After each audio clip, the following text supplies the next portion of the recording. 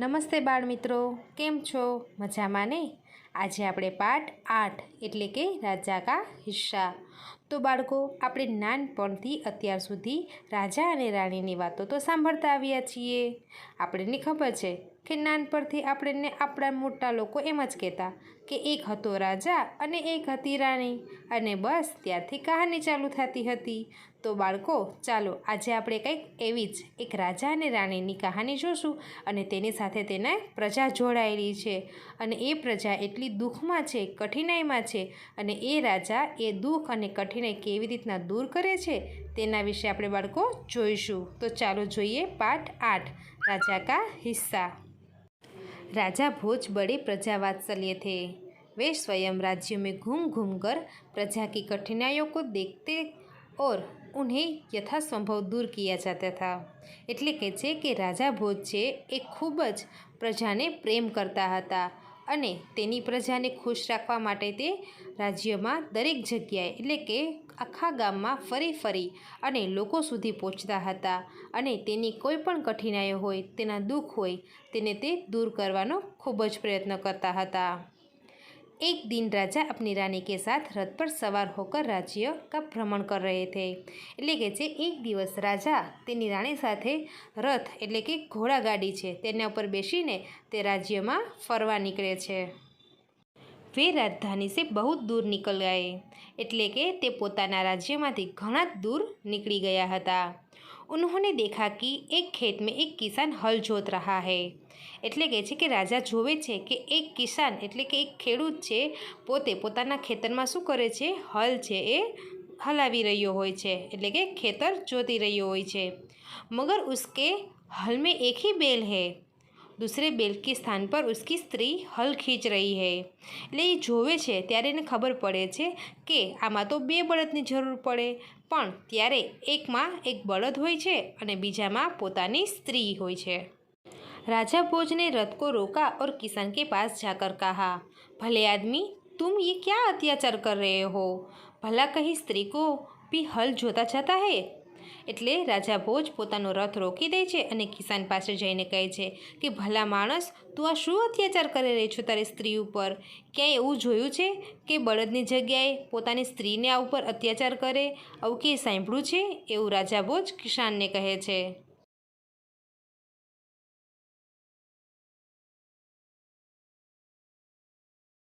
मेरा एक बैल मर गया है. दूसरा बैल खरीदने के लिए मेरे पास धन नहीं है.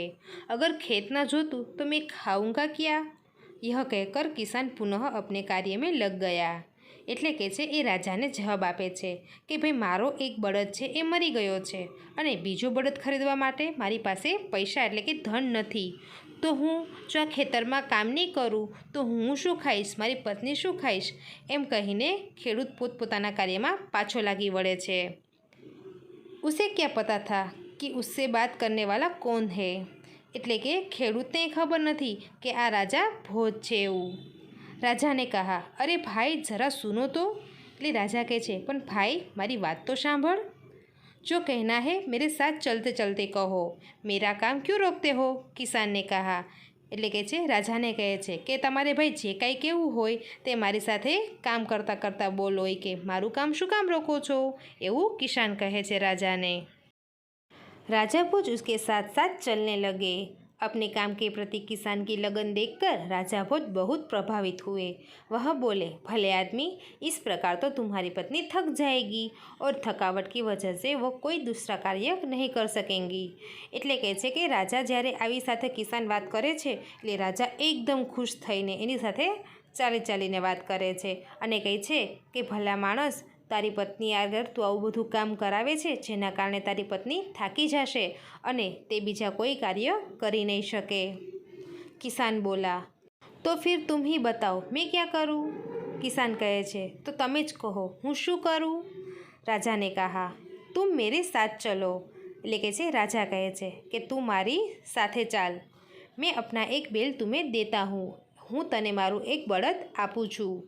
इतनी देर में मुझे काम रोकना पड़ेगा. એટલે કિસાન કહે છે કે હું તમારી સાથે આવું એટલો સમય મારો ખોટી થશે અને મારું કામ પણ રોકી જશે. કે તુમ હી બેલ લા દો. કિસાન બોલા, એટલે એ કહે છે કે તમે જ બેલ મને લઈ આવીને દો, જેથી કરીને મારું કામ અટકે नहीं।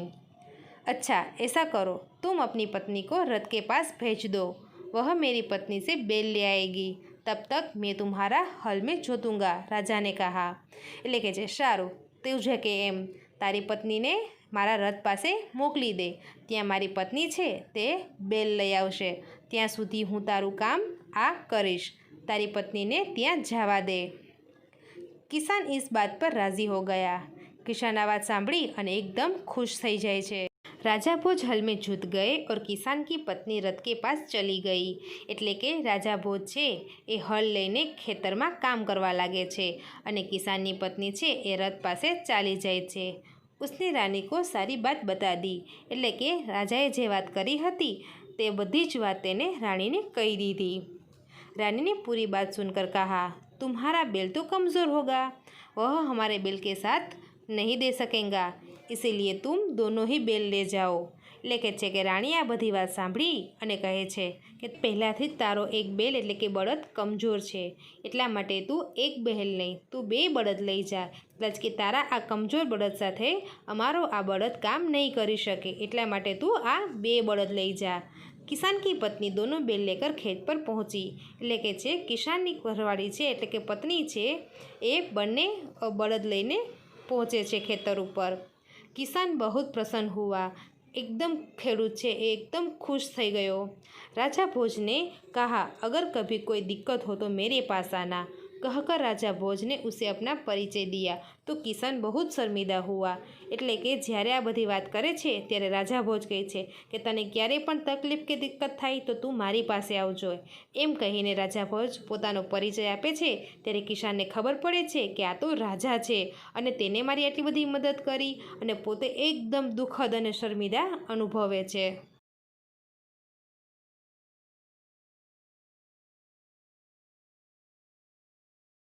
उसने राजा से बार बार क्षमा मांगी।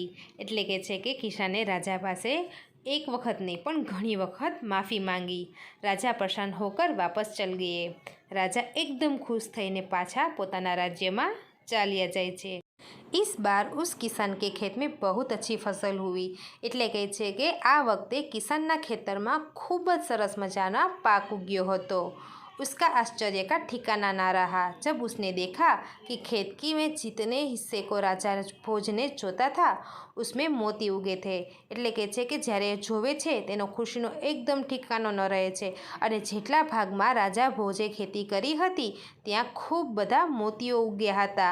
बाकी के हिस्से में उम्दा किस्म के गेहूँ उगे थे। એટલે કે જે બાકીના ભાગમાં જે હતા ઘઉં વાવ્યા હતા ત્યાં ખૂબ જ એકદમ ચમકીલા સોનેરી ઘઉં ઉગી આવ્યા હતા। કિસાન बहुत प्रसन्न हुआ। કિસાન એટલે કે ખેડૂત છે ખૂબ જ ખુશ થયો।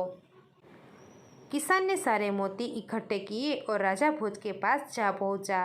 એટલે કે કિસાને બધા જ મોતી ભેગા કરી અને રાજા ભોજ પાસે પહોંચી જાય છે। उसने सारे मोती राजा भोज के चरणों में रख दिए और राजा को सारा किस्सा कह सुनाया। એટલે કહે છે કે રાજા ભોજ પાસે જઈને તેના ચરણો એટલે કે પગ પાસે આ બધા જ મોતી ધરી દે છે અને એને પોતે આ કિસ્સો કહી સુનાવે છે। राजा ने कहा, ये मोती तुम्हारे खेत में उगे हैं, इन पर तुम्हारा हक है, इन्हें तुम ही अपने अधिकार में रखो। રાજા કહે છે કે આ બધા જ મોતી તારા ખેતરમાં ઉગ્યા છે, આના ઉપર તારો હક છે, એટલા માટે તું આ મોતી તારી પાસે રાખ। नहीं महाराज, यह आपके परिश्रम का प्रताप है, इसीलिए मैं इन्हें नहीं ले जाऊंगा। मेरी प्रार्थना है कि आप इन्हें राजकोष में जमा कर ले और गरीबों की भलाई के लिए काम में ले। किसान की प्रार्थना की। એટલે કે છે ના મહારાજ, હું આ ન લઈ શકું, આ તમારી પરિશ્રમ એટલે કે આ તમારું મહેનતનું છે અને મારી એવી ઈચ્છા છે કે તમે આ રાજકોષમાં એટલે કે રાજ દરબારમાં રાખો અને મારા જેવા ગરીબ હોય એ લોકોને તમે ભલાઈ માટે તમે એના કામ કરો। किसान की बात सुनकर राजा बहुत खुश એટલે પ્રસન્ન हुए और उन्हें मोती स्वीकार कर लिए। એટલે કે કિસાનની આ વાત સાંભળી અને રાજા એકદમ ખુશ થઈ જાય છે અને મોતી ભરેલો થવારનો તે સ્વીકાર કરી લે છે। તો બાળકો તમે જોયું ને કે એક રાજા થઈને એક ગરીબ કિસાન એટલે કે ખેડૂતની કેટલી મદદ કરે છે। તો બાળકો આપણે પણ હંમેશા નાના કે મોટા બધાની મદદ કરવી જોઈએ અને હંમેશા આપણે એવો પ્રયત્ન કરવો જોઈએ કે આપણે બીજાને મદદ થવામાં કામ લાગીએ. તો ચાલો હવે આપણે જોઈએ શબ્દાર્થ. પ્રજાવાત્સલ્ય, પ્રજા પ્રેમી, स्वयं, खुद, यथासंभव, जो संभव है, भ्रमण, घूमना, अत्याचार, जुल्म, पुनः, फिर से, दोबारा, थकावट, थकना, कमज़ोर, निर्बल, अशक्त, दिक्कत, बाधा, परेशानी, उम्दा किस्म, उत्तम प्रकार का.